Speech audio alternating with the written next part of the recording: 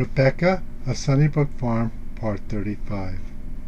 Miranda was rather surprised and pleased with the turn of events, although she did not intend to show it. "Well, I see you did only what you were expected to do, Rebecca," she said, "and you worded your invitation as nice as anybody could have done. Father used to say there was nothing that went right to the spot with returned missionaries like pork and beans with brown bread. Please fix up the 2 south bedrooms, Rebecca." Rebecca went upstairs, where every room in the brick house was neat, and she only had to pull up the shades, go over the floors with a broom, and dust the furniture. She had grown to be a handy little helper at tasks she was capable of doing. She put out fresh towels. The beds were fair and smooth.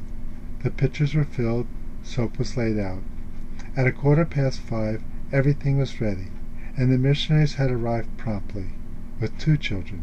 7 had been left with friends in Portland. Jane escorted them upstairs while Miranda watched the cooking of the supper. Rebecca promptly took the 2 little girls away from their mother and brought them down to the kitchen to smell the beans.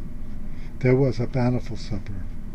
Aunt Jane helped clear the table and put away the food, while Miranda entertained in the parlor. Rebecca and the 2 Birch children washed the dishes.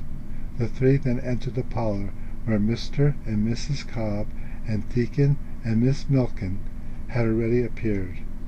It was such a pleasant evening. The bushes told strange, beautiful, and marvelous things. The 2 smaller children sang together. At 8 o'clock, Rebecca rose from her chair in the children's corner and said cheerfully, "Come, it's time for the little missionaries to be in bed."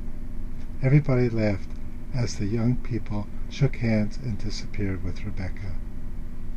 "That niece of yours is the most remarkable girl I have seen in years," said Mr. Birch after the door had closed.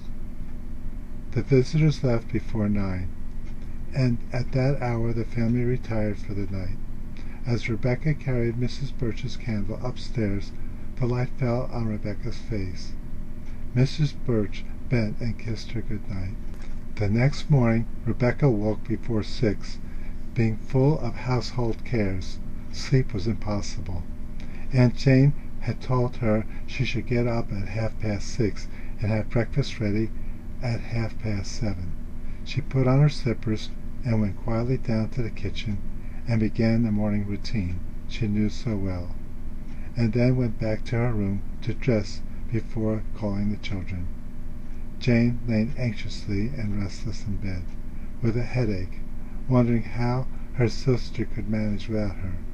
Miranda walked through the dining room, opened the kitchen door. The shade was up, and there was a roaring fire in the stove. The tea kettle was singing as it sent out a cloud of steam. The brown loaf bread was out and toast rack full. The milk was poured, and the butter had been put on the plate. After breakfast, the Birches left with the little missionaries, bathed in tears, and swore eternal friendship with Rebecca, who pressed into their hands at parting a poem composed before breakfast.